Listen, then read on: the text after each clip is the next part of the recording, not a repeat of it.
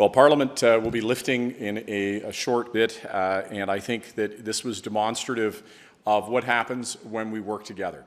The opportunity to come together on a variety of different pieces of legislation that represent priorities for the country, and that spirit of cooperation really has pervaded the last 4 weeks. People will recall that when I talked at the beginning of this session about what was possible, we laid out an aggressive but reasonable agenda, and I am pleased to say that all of the items that we set out to accomplish at the beginning of this Parliament will be achieved. And I want to take a moment to talk about what has been achieved in this Parliament over the past 4 weeks.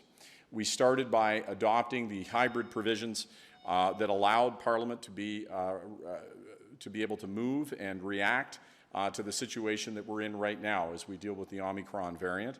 We put in place mandatory vaccinations for everybody in the parliamentary precinct.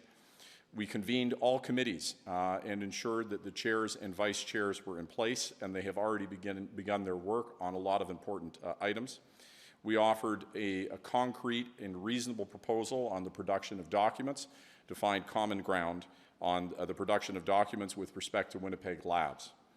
We were able to see the passing of C4, not only in the House unanimously, but also see it pass the Senate and receive royal assent. This is the banning of conversion therapy, which is now law in Canada, an incredibly important accomplishment. We have just had, after negotiations that have been taking place over the last long while, and I want to thank members of the opposition and the Minister of Labour and the Associated Critics and other parties, passed a motion that will see paid sick leave and the protection of healthcare workers at health sites with a variety of important amendments, including bereavement leave, which will be adopted before the House adjourns today. We passed important additional supports for COVID workers and businesses working with opposition parties. We debated mandatory minimums for 3 days. We introduced the Parliament of Canada Act in the House. We introduced an amendment to the Judges Act in the House. We passed supplementary estimates. We introduced the Fall Economic Statement in the House. We had, obviously, the speech from the throne, and we had 4 out of the 6 days for debate. And there was also, of course, two confidence votes that were dealt with on amendments and sub-amendments with relation to the speech from the throne. I think in whole this represents a remarkable achievement, not of this government, but of this Parliament, and it is demonstrative of what we're able to do when we work together. Je vais dire en français brièvement qu'il y a un esprit de coopération pendant les dernières 4 semaines, et c'est évident quand toutes les parties travaillent ensemble, c'est possible d'obtenir les résultats impressifs. Les résultats pour protéger des personnes qui sont impactées par le COVID-19, les personnes qui travaillent sur le front line, sur le domaine de santé, de s'assurer que les personnes n'étaient pas menacées quand les personnes font leur travail. Aussi, le jour pour les personnes qui sont malades, de s'assurer que les personnes qui sont malades peuvent prendre le temps pour leur santé, et aussi l'appui pour additionnel pour les personnes qui sont impactées par le COVID-19. En total, c'est un résultat extraordinaire, pas juste pour le gouvernement, mais pour tous les parlementaires et toutes les partis, et je pense que c'est un bon signe pour l'avenir. Can you talk about the amendments that you agreed to on paid sick leave to get the opposition to agree to it? Absolutely. There were a couple of things that I think were very important with respect to paid sick leave. One is working with the Conservatives. Tom Kimmich had a private member's bill on bereavement leave that we were able to incorporate into C3. And that, I think, was incredibly important to get support. From the NDP, there was concerns around, earned paid sick leave after 30 consecutive days of employment and when that started at the beginning of the month or not, and then making sure that a medical note, if requested from employees absent for more than 5 days. So there were some really important, I think, substantive amendments on the paid sick leave element that were enabled us to get together to the result you're seeing right now, which is a unanimous result, which I think is a powerful signal, particularly with what we're dealing with Omicron, that all parties recognize the importance of these measures. Can I just get you to repeat that in French? Oui, absolument. Il y a beaucoup de changements dans ces trois. Premièrement, d'offrir l'appui pour les personnes qui ont perdu un enfant dans une situation vraiment tragique. Et c'était un projet de loi de Tom Kumich. Et c'était possible d'adopter ça avec ces trois. Et aussi, il y a des autres petits changements de s'assurer, par exemple, qu'il y a 30 jours pour 30 jours consécutifs d'emploi d'obtenir le bénéfice. Et dernièrement, avec une situation médicale, que les personnes, si les personnes n'étaient pas là pour 5 jours, c'est possible après ça de demander une note médicale. Tell me a little bit about what the collaboration is like between the parties. I know before the election, all of the parties were talking about how it was very adversarial, Parliament wasn't functioning. There was sort of that same sentiment at the beginning of this Parliament, but now you've had these 3 bills, largely with unanimous consent, able to pass extremely quickly, almost faster than any time in this mandate. Tell me a bit about what's changed and what the collaboration is like.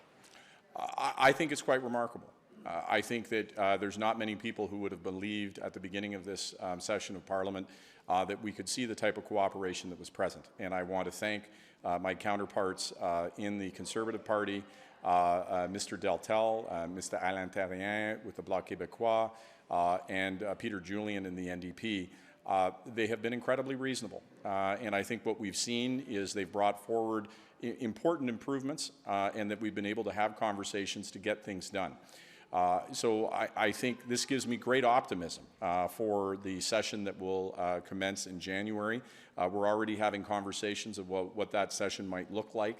There's a lot of work to do before the House returns, but I want to see the same level of cooperation, the same level of results. I think that's fair for Canadians to demand, and I think Parliament delivered. You talked a little bit about you're having conversations with other House leaders and the parties about what the House will look like when it returns. Can you give us some insight into what those conversations look like, some of the things that the parties are weighing, the options that they're looking at, and what do you think the likelihood is that you guys will be returning at the end of January or early February with these same sort of conditions? Well, I think on the first point, I can say that it's way too early to have conversations about what exactly might be the result of those conversations. They're very nascent, and it's important for there to be time, not just in conversations with other parties, but within our own caucuses about the priorities that are going to be taken forward in the next number of months, in the next 6 months that we'll see Parliament be working. And of course, this is an incredibly important time to hear from Canadians. This is an opportunity to reflect upon the last election and campaign, what we've gotten done, the current situation, particularly in light of this developing public health circumstance, to really get the business of the nation done and done right. On the second question, which is what type of Parliament are we going to come back to? It's just too early to tell. We're in a very difficult situation right now where every day is bringing a different dynamic. Every day is bringing a different understanding of what this pandemic might be. And so we have to maintain adaptability. And it's one of the things that I said at the beginning when we were talking about the hybrid measures is that it's incredibly important to have agility. Yesterday, we were able, in response to the emerging public health circumstance, to adapt. And you saw in a single day, we were able to change our posture dramatically inside the House and use those hybrid measures to effect. I think that kind of agility is something you can expect to see in the future. As you said that the situation is changing rapidly almost every day. We're seeing case counts go up. What types of conversations will there be with the opposition parties? Presumably your government is going to have to make some very big decisions over the next few weeks while Parliament's not sitting that may upset the opposition, that may have a big impact on Canadians' lives. So what type of collaboration or communication will there be with the opposition parties during the break? Well, I want to hearken back to the conversations that we had when this pandemic first was unfolding back in March of 2020. And I really was quite moved by the way in which all parties found a spirit of collaboration and found a way to work together. And I think if there was any genesis for the current cooperation that's taking place, it was in the cooperation that crisis forced at that period of time. And what I think all Canadians know is that this is a time of great stress, that everybody is tired. They're fatigued deeply by this pandemic, and the last thing they want to see is partisan bickering of any kind. They want to see results, and I hope that they've seen that their Parliament has listened. And I know that the expectation is that we as parliamentarians need to continue listening to that demand. And so that's the spirit I'll be taking into those conversations, and that I know my cabinet colleagues will be taking into the conversations they will be having with their critics about making sure that we find that middle ground, find the places to move forward, and wherever possible, as I said before we began this Parliament, to try to find as close to unanimity as we can, because I think it sends a much more powerful message when we can find that common ground, particularly in a time of crisis. Can you talk about any instructions you've given to your MPs about traveling over the holidays? Look, I myself have had to cancel plans, family plans that were very important to me. I know that all Canadians are having to review their activities in light of the incredible level of contagion of this Omicron variant. We're seeing in the United Kingdom now cases doubling every 2 to 3 days, and this is deeply concerning. Now is not the time to travel. It has been made clear throughout our caucus that everybody needs to stay home. It's imperative that we put the safety of Canadians first. And as leaders, as people who are elected to represent our community and our country, we have to show leadership in our actions, and that means not traveling abroad. So you've told your MPs not to do any international travel? Is that what you've told them? That is correct. MPs have been told from our part that they are not to be traveling internationally. Domestically is fine. Domestically, yeah, I mean, that's going to have to be viewed on a case-by-case basis, but again, I would refer you to the whip. That's domestic wouldn't be me. Can I just get you in French? You were talking about the cooperation that you've seen in this session and what you're hoping for in next session. Can I get you to repeat that in French? Pour moi, c'est absolument remarquable, l'esprit de coopération, et je pense que les débuts de coopération, c'était le début de la pandémie généralement. Les crises demandent à ce moment-là les coopérations et ça continue, particulièrement pendant les dernières 4 semaines.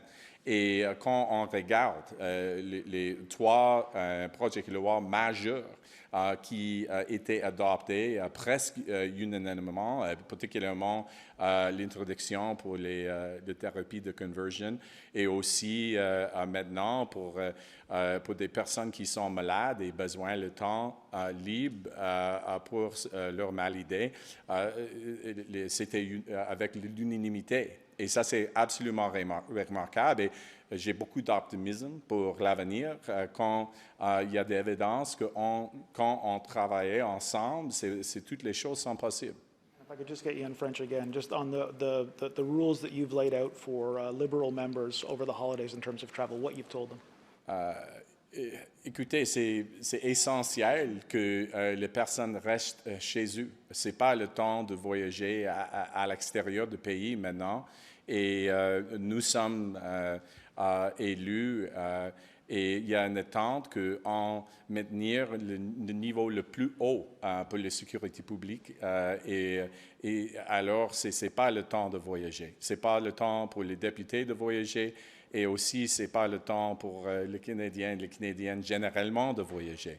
Et c'était le cas pour moi, c'était nécessaire pour moi d'annuler des plans avec ma famille à l'extérieur du pays. Et c'est vraiment malheureux. Je suis tanné avec le COVID-19, mais on doit protéger notre population. C'est une question de sécurité et santé publique. Do you think that all parties should be laying those same kind of rules down? Because I think the Conservatives have not. So do you think? I would call on all parties. Look, I get it. When I first started to see how serious this situation with Omicron was, my desire was to kind of not believe it and kind of look the other way and wish it was something else. But every day that passes, the evidence is there. This is serious and must be taken seriously. And we need to demonstrate leadership. And I talk about the spirit of cooperation that has pervaded this place. I think it's essential that Canadians see that their leaders are making sacrifices and doing the right thing, not traveling abroad, reducing their social contact, doing their part to demonstrate leadership in what we all have to do, which is to make sacrifices to get this thing done. Great. Okay? Thank you very much.